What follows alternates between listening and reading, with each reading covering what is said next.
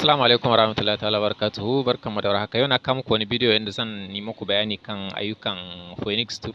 Phoenix Tool tool ne wanda ya fara yin suna ko ya fara yin fice tun lokacin da aikin Samsung ya kasance sai da server, sai ka sa credit kauna ka iya cire ma manyan wayoyin Samsung FRP ko Wi-Fi. Phoenix Tool yana aiki kan Samsung, ya yi ƙari kuma ya yi suna kan Samsung, amma duk da haka nan gaskiya yana ayyuka kan wasu wayoyi model kamar Nokia, OnePlus, Realme, Oppo, Xiaomi, Redmi da sauransu.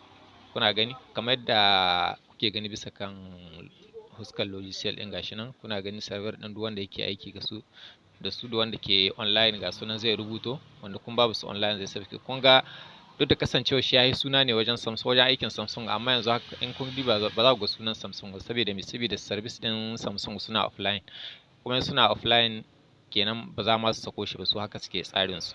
Amma idan ku diba bangaren Nokia haka, kuna gani yana aiki Nokia, OnePlus ga sunan haka. Idan muka komo wajen nan bangaren wayoyin Redmi kenan, za ku ga akwai model da dama daga cikin su, wanda kuma kuna iya cire musu FRP, kuna yi musu flash na ROM, kuma kuna iya yi musu file kenan, sannan kuna iya cire musu Mi account wanda ke zuwa da bakin screen din nan kan wayoyin Redmi, Xiaomi kenan.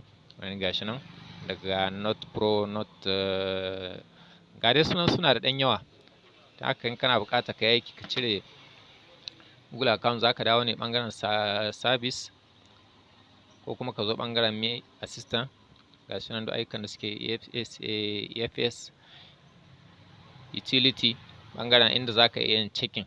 Misali kana da waya kana so Redmi ta shiga Me account, kana son ka bincika ga ta wace ƙasa ce, saboda akwai wayoyin da in dai ba abin nan ta server ba za ka iya sauke musu Me account ba. Ta haka akwai abin nan premium checker, wanda za ka iya sa IMEI number ko kuma lock code, za ka ɗora nan sai ka zo ka yi checking, za ta noma bayanan kowace ƙasa da komai na waya.